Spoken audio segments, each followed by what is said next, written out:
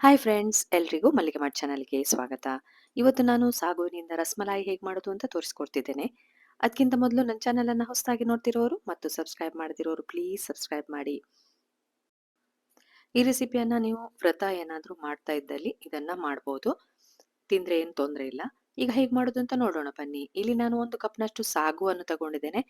ಅದಕ್ಕೆ ನೀರನ್ನು ಹಾಕಿ 5ರಿಂದ 6 ಗಂಟೆ ನೆನೆ ಹಾಕೊಳ್ಬೇಕು. ಈಗ 5ರಿಂದ 6 ಗಂಟೆ ಕಳೆದಿದೆ. ನೋಡ್ಬೋದು ನೀವು.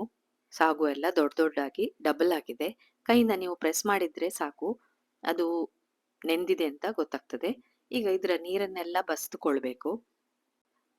ಬಸಿದುಕೊಂಡ ನಂತರ ಇದನ್ನ ಒಂದು ಮಿಕ್ಸಿ ಜಾರಿಗೆ ಹಾಕಿ ರುಬ್ಕೊಳ್ಬೇಕು. ನೋಡಿ, ನಾನು ಮಿಕ್ಸಿ ಜಾರಿಗೆ ಹಾಕೊಂಡಿದ್ದೇನೆ. ರುಬ್ಕೊಳ್ಳುವ ಮೊದಲು 1 ಸ್ಪೂನ್ ಅಷ್ಟು ಸಕ್ಕರೆ ಹಾಕೊಳ್ತಾ ಇದ್ದೇನೆ. ಹಾಗೆ ಹಾಲಿನ ಪುಡಿಯನ್ನು ಇಲ್ಲಿ ಸೇರಿಸ್ಕೊಳ್ತಿದ್ದೇನೆ. ಯಾಕಂದ್ರೆ ಇದು ಸಪ್ಪೆ ನೋಡಿ, ಒಂಥರ ಟೇಸ್ಟ್ ಬರ್ತದೆ. ನೋಡಿ, ಈಗ ರುಬ್ಕೊಂಡು ಆಗಿದೆ. ಇದನ್ನೊಂದು ಪಾತ್ರೆಗೆ ಹಾಕೊಂಡಿದ್ದೇನೆ. ಕೈಗೆ ಸ್ವಲ್ಪ ಎಣ್ಣೆಯನ್ನು ಉಜ್ಕೊಳ್ಳಿ. ನಂತರ ಇದರಿಂದ ಚಿಕ್ಕ ಚಿಕ್ಕ ಬಾಲ್ ತರ ಮಾಡ್ಕೊಳ್ಬೇಕು. ಏನಿಲ್ಲ, ಆರಾಮಾಗಿ ಬಾಲ್ ಮಾಡ್ಲಿಕ್ಕೆ ಆಗ್ತದೆ.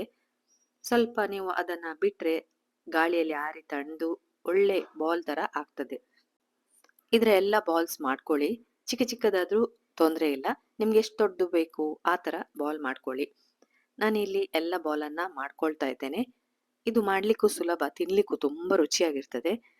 ಒಳಗಡೆ ಸಪ್ಪೆ ಆದ್ರೂ ನಾವು ರಸಮಲಾಯಿ ಮಾಡುದು ನೋಡಿ, ಹಾಲಿನ ಪುಡಿ ಎಲ್ಲ ಹಾಕುದ್ರಿಂದ ಒಂಥರ ಟೇಸ್ಟ್ ಬೇರೆ ಆಗಿರ್ತದೆ. ಇಲ್ಲಿ ನನ್ನ ಬಾಲ್ಸ್ ಎಲ್ಲ ರೆಡಿ ಆಗಿದೆ. ನೋಡಿ ಎಷ್ಟು ಚೆನ್ನಾಗಿ ಬಂದಿದೆ. ಇದನ್ನ ನೀವು ಎಷ್ಟು ದಿನ ಕೂಡ ಇಡಬಹುದು, ಏನು ಹಾಳಾಗೋದಿಲ್ಲ. ಫ್ರಿಡ್ಜ್ ಅಲ್ಲಿ ಇಟ್ಟು ಬೇಕಾದಾಗ ತಿನ್ಬಹುದು. ಈಗ ಮಾಡಿ ಆಗಿದೆ. ಒಂದು ಪಾತ್ರೆಯಲ್ಲಿ ನಾನಿಲ್ಲಿ ಹಾಲು ತಗೊಂಡಿದ್ದೇನೆ. ಒಂದು 1/4 ಲೀಟರ್ ಸಾಕಾಗ್ತದೆ ಹಾಲು ನನ್ಗೆ. ನಂತರ ಅದಕ್ಕೆ ನಾನಿಲ್ಲಿ 1 ಪ್ಯಾಕೆಟ್ನಷ್ಟು ಹಾಲಿನ ಪುಡಿಯನ್ನ ಸೇರಿಸ್ಕೊಂಡಿದ್ದೇನೆ. ಇದನ್ನ ಈಗ ನಾವು ಗ್ಯಾಸ್ ಮೇಲೆ ಇಟ್ಟು ಹಾಲಿನ ಪುಡಿ ಎಲ್ಲ ಕರಗುವ ಹಾಗೆ ಮಾಡ್ಕೋಬೇಕು. ಬೇಗ ಕರಗ್ತದೆ. ಇದು ಒಂದು ಹೊಸ ರೆಸಿಪಿ. ಇದನ್ನ ಒಮ್ಮೆ ಟ್ರೈ ಮಾಡಿ. ಹಾಗೆ ಲೈಕ್ ಕೊಡ್ಲಿಕ್ಕೆ ಮರಿಬೇಡಿ, ಕಮೆಂಟ್ ಹಾಕ್ಲಿಕ್ಕಂತೂ ಮರಿಲೇಬೇಡಿ. ಎಲ್ರಿಗೂ ಇದನ್ನ ಶೇರ್ ಮಾಡಿ. ನೋಡಿ, ಹಾಲಿನ ಪುಡಿಯನ್ನ ಕರಗಿಸಿ ನೀವು ಗ್ಯಾಸ್ ಮೇಲೆ ಇಡ್ಬೋದು ಅಥವಾ ಗ್ಯಾಸ್ ಮೇಲೆ ಇಟ್ಟು ಕರಗ್ತದೆ ಅದು. ಈಗ ನಾನು ಗ್ಯಾಸ್ ಮೇಲೆ ಇಟ್ಟು ಕರಗಿಸ್ತಾ ಇದ್ದೇನೆ.